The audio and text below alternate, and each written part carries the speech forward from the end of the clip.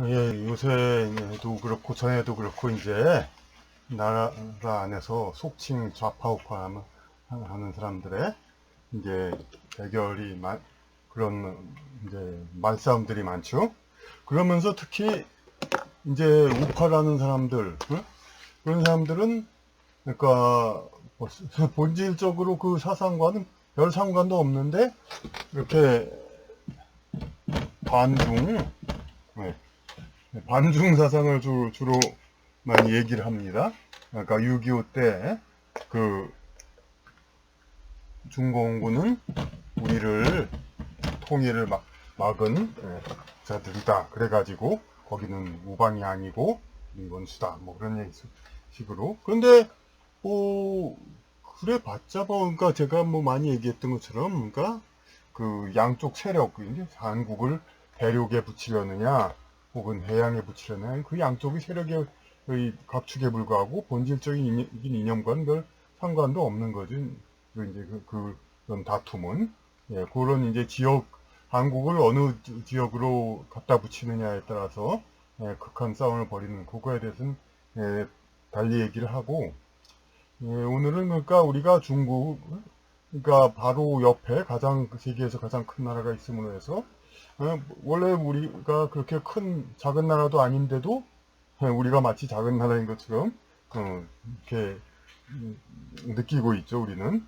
그런 상황에서 이제 중국이 그걸 과연 그러니까 일부 그렇게 자칭 우파면서 이제 중국하고는 척져야 하고 미국의 그 반중 그 카르텔, 반중 그 전선에 우리는 합류해야 된다. 이렇게 주장하는 사람들이 있습니다. 이제 그러면서 이제 글쎄 이게 중국에 대한 대안으로 일본과 가까워지자 그런 얘기도 그렇게 하지는 않으면서 어쨌든 간에 그렇게 얘기하는 사람들이 있습니다. 하지만 그 사람들 얘기가 좀 무책임한 것은 우리의 국가 책임을 맡았던 정치권은 비록 뭐 보수 정권이든 뭐라 하더라도 중국과 그렇게 뭐 척을 지거나 그런 완전히 이제 미국 중 사이에서 완전히 미국 편을 든다든가 이런 지는 않았다는 겁니다. 그러니까 우리는 현실적으로 계속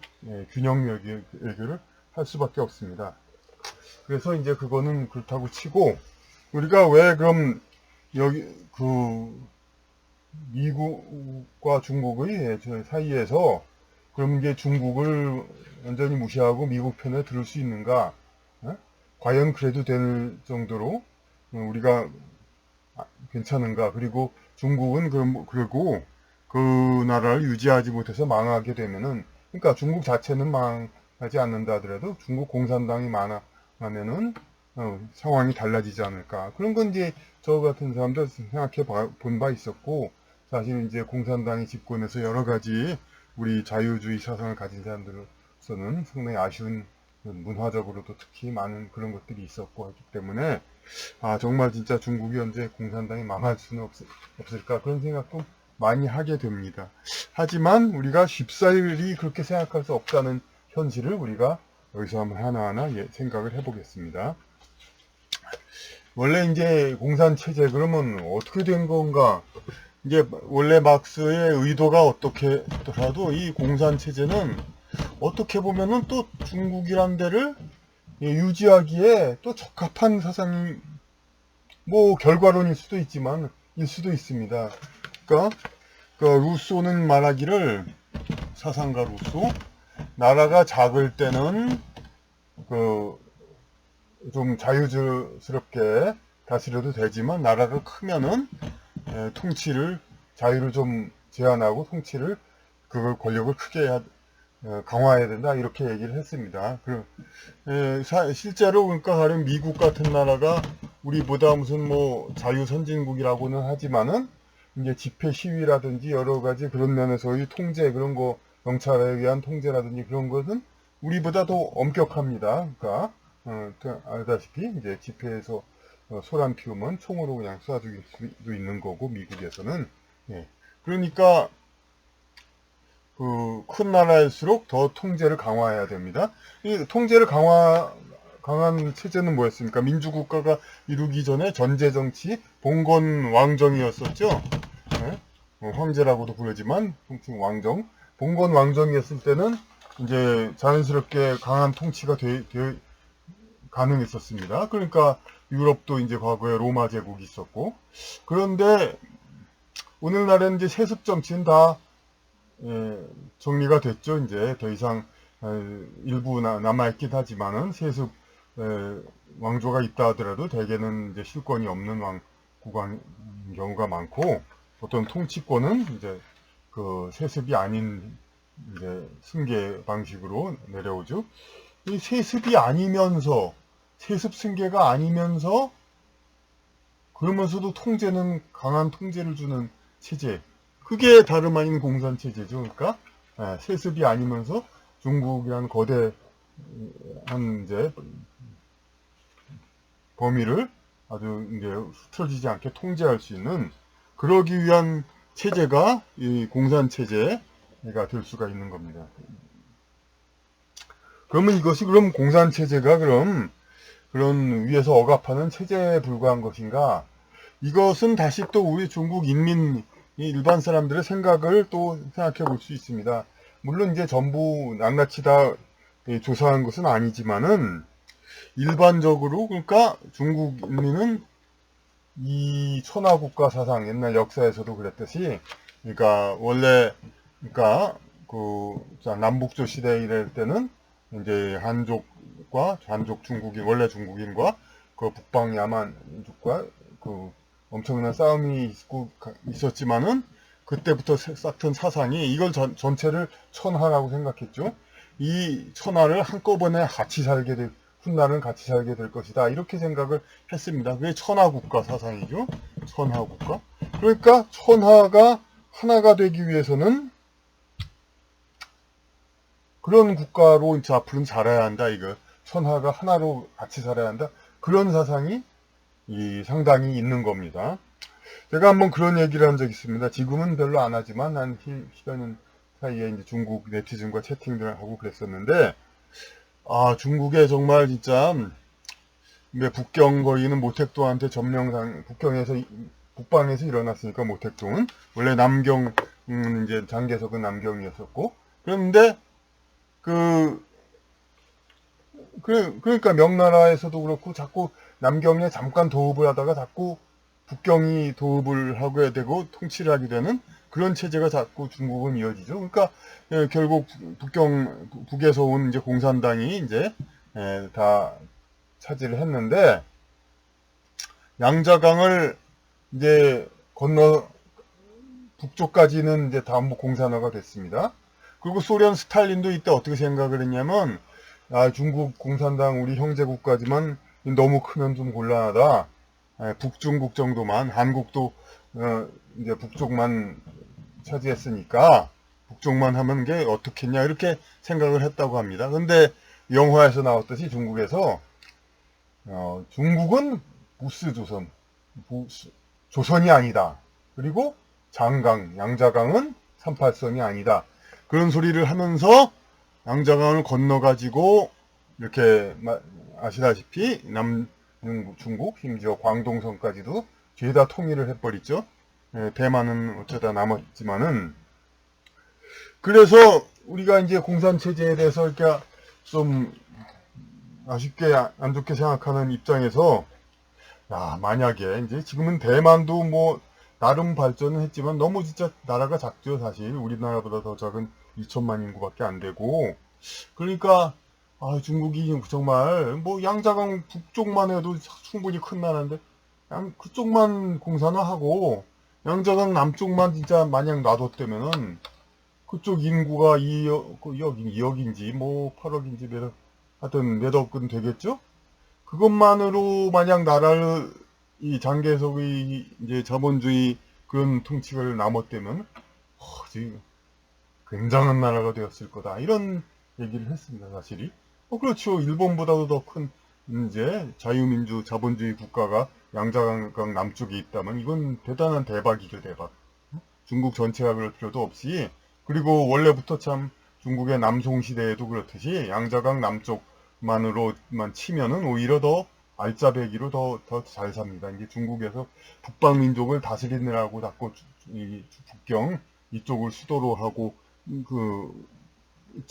그랬기 때문에 그런 거지. 그래서 남쪽의 부를 북쪽으로 자꾸 옮겨오면서 이제 정치적으로 북쪽에서 다스리느라 그런 거지.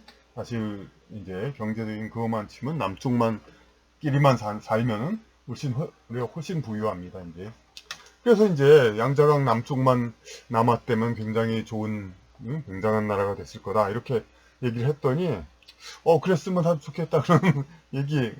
이제 주로 이제 남쪽에 이제 사는 사람, 그런 사람들하고 얘기한 거죠. 그리고 공산당 체제 그리고 대놓고 충성하는 사람들은 아닙니다.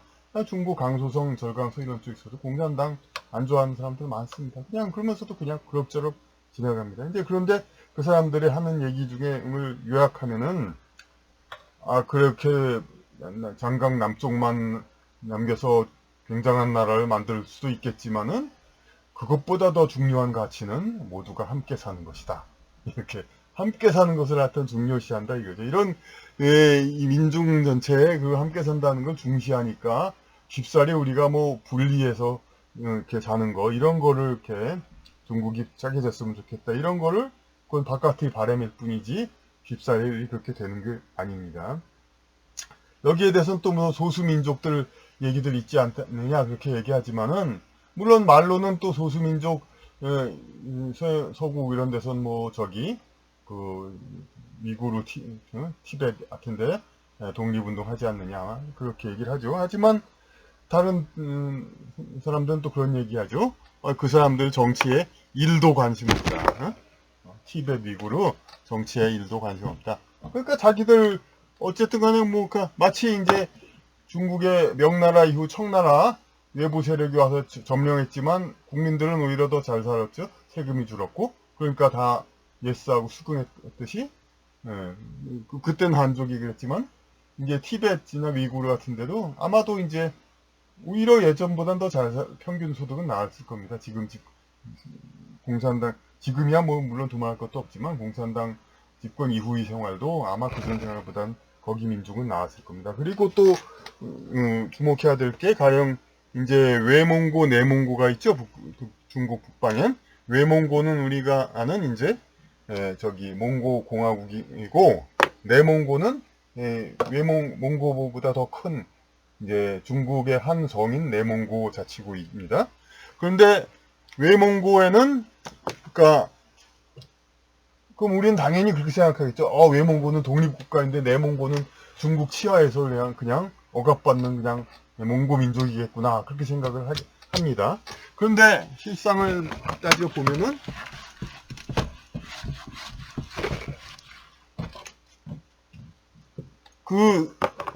민족의 독립이라든지 그런 것들이 중요한 가치가 뭡니까? 민족의 문화, 자기들이 살아왔던 스타일 그대로 살 수 있게 해주는 그런 권리가 가장 중요한 거 아닙니까? 네. 그런데 지금 내몽고는 여러분 아실지 모르지만 몽고 문자는 이제 아랍 문자 비슷하게 이렇게 쓰면서 이렇게 왼쪽부터 지나가는 세로쓰기입니다.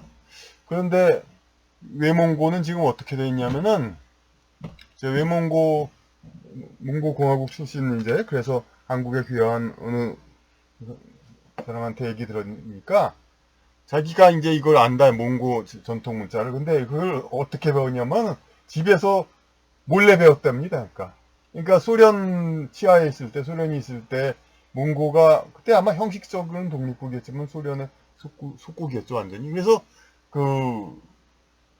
집에서 몰래 그러니까 공식적으로 지지 않았기 때문에 지금도 외몽고 공화국 소련이 망하고 이제 그렇다지만은 공문서는 다 소련 글자, 소련이래. 러시아 문자로 이렇게 한다고 합니다. 그러니까 오히려 이 전통 문화는 내몽고, 중국 휘하에 있는 쪽이 더 보존이 되어 있는 거죠. 그러니까, 중국 자체에서 선전하듯이 위구르, 티벳 같은 데도 자체 내 물론 이제 생각은, 충성은 공산당에도 바치게 하겠지만은, 자체 내의 그런 어떤 특색이 있는 그런 그냥 민속, 토속 그런 것들은 당연히 잘 보존을 해주죠, 그걸. 그러니까 사실이 또 작은 나라가 작은 지방이 독립을 하려면은 이제 그 독립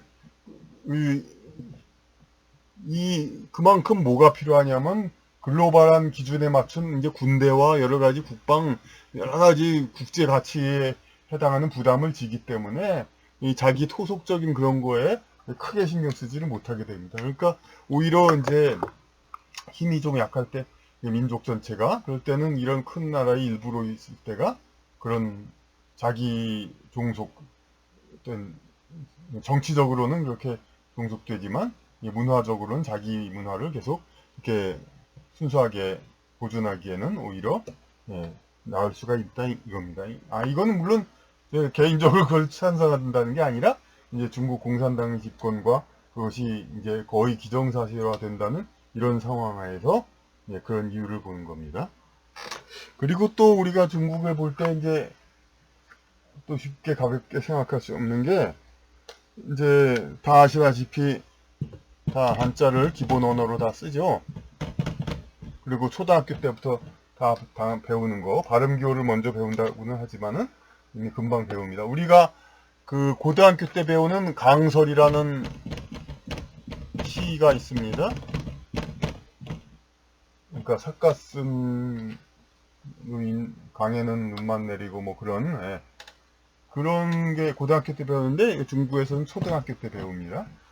그러니까 그리고 한자를 좀 알다 보면 개념들이 많이 들어가 있죠. 이런 거를 그냥 평소에 다 이제 언어로 쓰니까 노래 가사 같은 걸 봐도 우리는 유행가가 노래 가사는 아주 간단한 말만 쓰지 이렇게 무슨 철학적인 깊이가 있는 그런 건 노래 가사 같은데 넣기가 힘들죠. 이 사람들은 노래 가사에도 굉장한 그런 의미를 집어넣고 그렇습니다.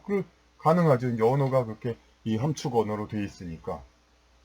그러니까 좀 인정하기가 좀 그렇지만 평균 지적 수준이 상당히 높은 겁니다. 그러니까 그 사람들의 선천적인 그게 우수하다는 게 아니라 후천적인 교육으로 인해서 그것이 상당히 높습니다.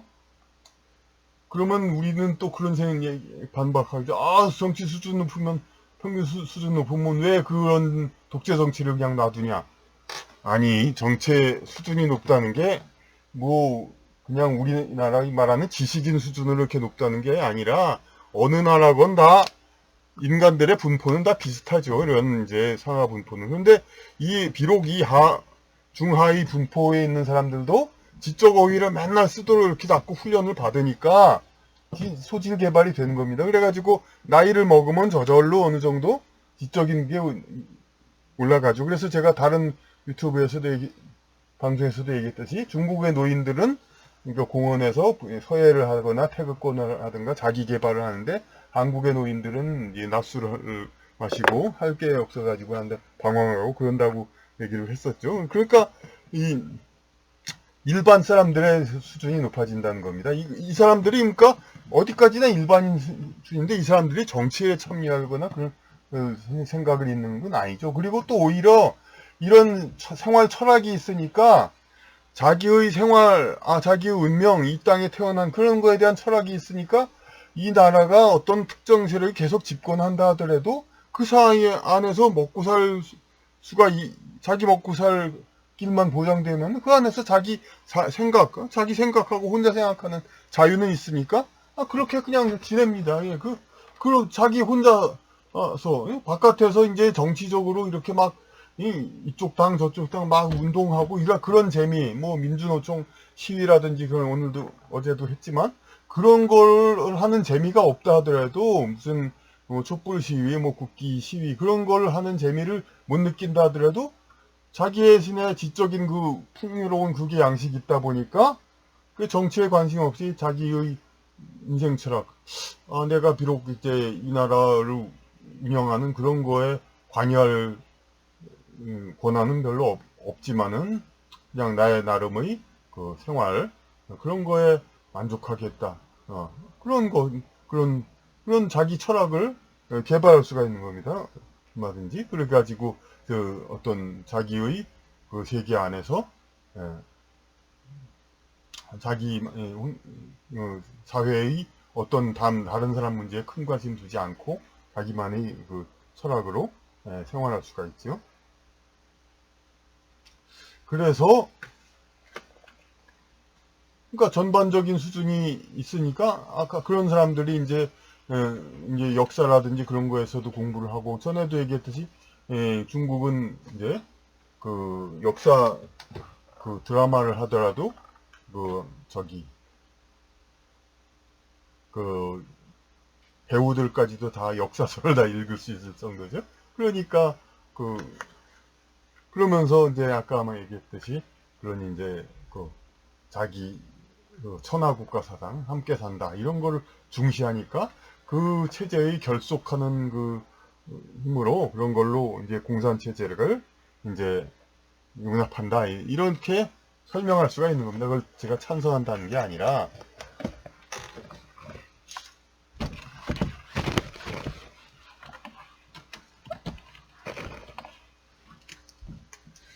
그러면 우리는 이제 자유민주 국가 이제 일원으로서 이 자유민주 체제의 우월성 이거 많이 얘기를 합니다. 사실이 그러니까 인간이란 이제 다 이기적인 것이고 이제 그냥 누구나 다 군자처럼 이렇게 어느 자리에 앉혔다고 전부 국민을 위해서 그러지 않는데 그러니까 어떤 상대적인 경쟁을 하는 거죠. 그러니까 다당제는 어떤 서로 간에 이제 어느 쪽이 잘하면은 잘 못하면은 부패해가지고 그럼 이쪽이 와가지고 이제 이것은 마치 이제 중국 역사에서도 이제 명나라가 부패하니까 청나라가 와서 하고 그런 거 송나라가 부패하니까 원나라 이런 식으로 왔다 갔다 이제 그런 이제 정치 그거인데 와 마찬가지인데 거기 이제 몇백 년 만에 이제 바뀌는 게 아니라 1, 20년 몇 년 만에도 바뀌고 이러니까 이제 민주정치의 강점이 있는 거죠. 근데 이렇게 서로 하다 보면은 이제 어느 나라건 주류 세력이 있고 비주류 세력이 있습니다. 이 비주류 세력이 이렇게 또 자꾸 불만이 쌓여가지고 자꾸 이렇게 이걸 점유하려고 합니다. 권력을. 그러다 보니까 이렇게 서로 이 사람들한테도 권한을 양도해야 될 게 있습니다.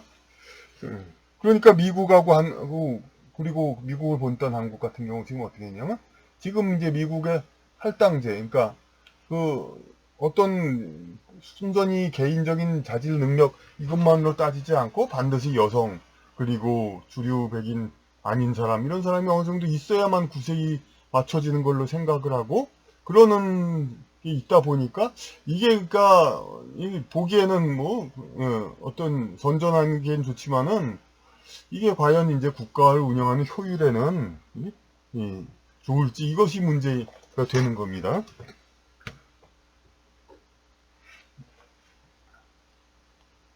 그런데 미국은 경우 이제 민주당과 공화당 있을 때 보면 우리가 흔히 볼 수 있죠. 공화당이 집권했을 때는 민주당 인사들이 대학으로 가든가 어디 가 있고 이게 딴 데 가 있다가 다시 민주당이 집권하니까 다시 이제 관계로 오고 공화당 인사들도 마찬가지고 이렇게 인재 풀이 둘로 나뉘어 가지고 이쪽이 집권하면 이쪽 사람들이 등용되고 이쪽이 집권하면 이쪽 사람들이 등용되고 그렇게 하죠.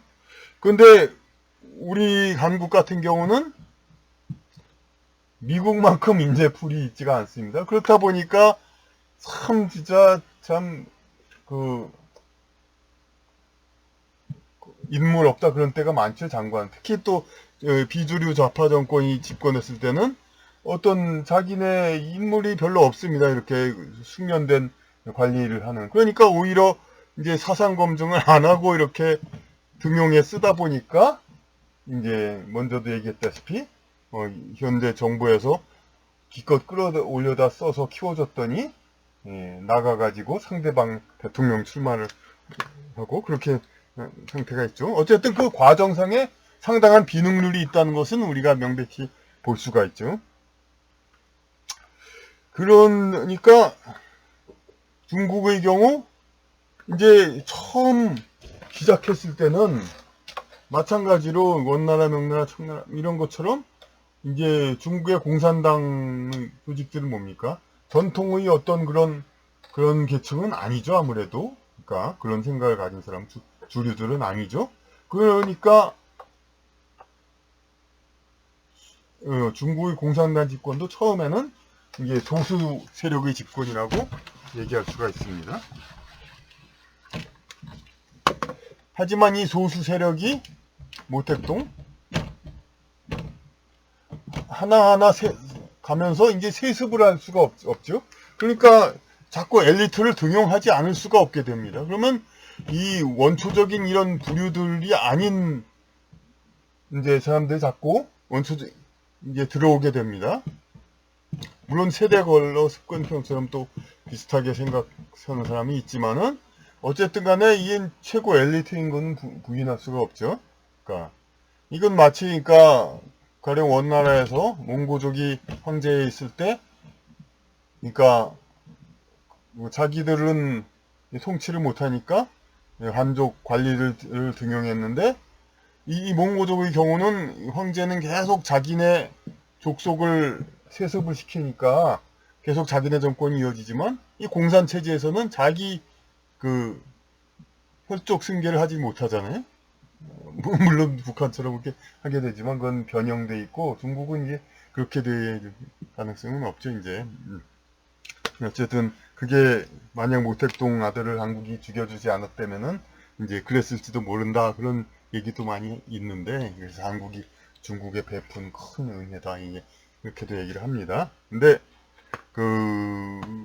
어쨌든 간에 결과적으로 공산당이 원래 소련도 이제 그렇게 안 하기로 했잖아요. 그러니까 그렇게 운영됐었으니까 세습이 아닌 적으로 하니까 원나라를 비유하면 마치 한족 관리한테 결국은 나라가 넘어간다는 그런 권리나 마찬가지죠. 이제 바로 밑에 있던 사람들이 승계를 하니까 총리라든지 이제 이쪽 밑에 있던 사람이 그러니까 이렇게 세습을 하면서 어떤 파당적인 경쟁이 아니면서 계속해서 이들 나름대로 이렇게 최고 엘리트를 키워놓은 이런 상황이 되니까 엘리트 등용 이런 게 계속해서 세력 균형을 받게 됩니다. 그러니까 이 체제가 그러니까 뭐 절대 유리해서 그런 것은 아니지만은 이들이 이제 아슬아슬하게도 유지할 수 있는 게 이거를 계속 그러니까 유지하기 위해서는 굉장한 노력이 계속 필요하죠. 그래서 습근평이 최근에 어떤 훈시를 하면서 어떤 얘기를 하냐면 이거 상당히 이 사람이 진짜 우리는 얄밉지만은 바른 소리 했나 그런 생각을 가질 수밖에 없는 게 습근통이 얘기하면서 우리와 같은 장기 집권 정당은 늘 초심을 가져야 한다.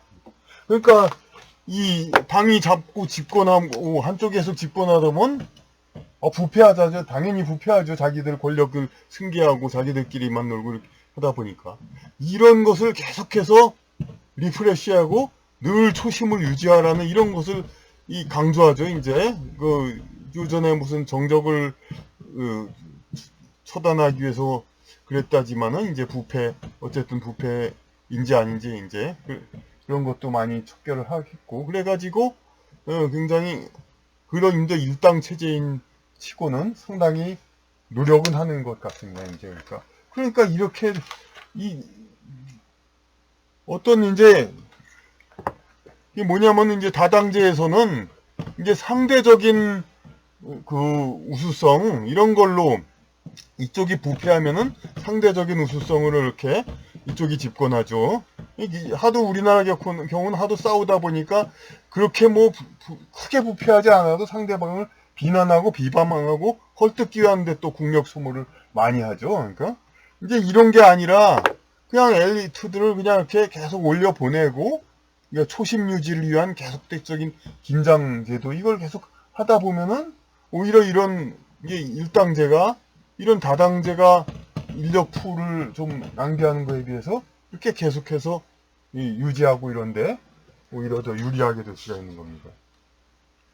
그러니까 이런 식으로 우리가 이제 이제 특히 우파적인 생각을 가진 사람들 자유민주 체제가 우월하다. 공산 독재는 망해야 된다. 그래야 된다 얘기를 하지만은 이렇게만 우리가 취해 있을 수가 없는 겁니다. 미중 상태에서도 지금 그 쉽사리 잘 되지 않고 있으니까 그러니까 이 중국을 견제해서 망하게 하려고 하지만 뭐 그런다는 소리 별로 효과 있다는 소리 들리지 않고 있습니다.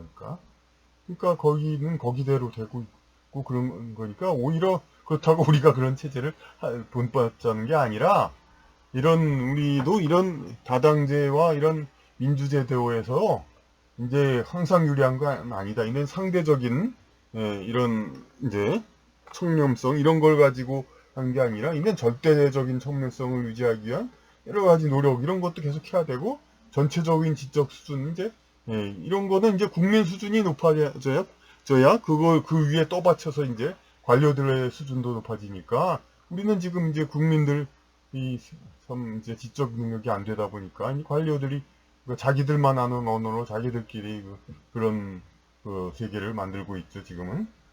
그러니까 이런 세제가 있는 것을 우리가 극복하기 위해서는 오히려 그리고 중국에 대한 이제 그 막연한 이제 뭐 잘 안 될 걸 기대한다는 그런 게 아니라 존재가 확실히 있다는 거 이것을 분명히 인정하고 특히 민주 그런 생각을 가진 사람들 그런 중에서 그냥 무조건 자꾸 이렇게 배척하려고만 생각하는 사람이 있는데 그건 아주 참 대책 없는 얘기죠. 왜냐하면 그야말로 진짜 어떤 사업적인 필요성이 전혀 없는 사람들은 중국을 그렇게 되지만은 적어도 어느 정도의 너희 이제 자기 탄력성 있는 자기 진로를 생각하는 사람은 중국을 무시할 수가 없고 그리고 우리 중국 내에서도 강소성, 절강성 이런 쪽에 상당히 공산당을 싫어하고 자유적인 생각을 가진 사람 많이 있지만은 그런 사람도 그럭저럭 지내는데 우리가 바로 바다 건너 있으면서 그렇게 이렇게 그거에 대해서 이렇게 자꾸 이렇게 배척하는 생각을 가질 필요는 없습니다. 거기대로의 존재가 있다는 걸 이렇게 생각하고 우리는 앞으로 좀 더 한마디로는 얘기될 수 없는 그러한 여러 가지 우리의 국제 정세 이런 거에 대해서 아주 균형을 잡고 이제 어떻게 해나갈 것이냐 이거를 차근차근 연구를 나가야 하겠습니다.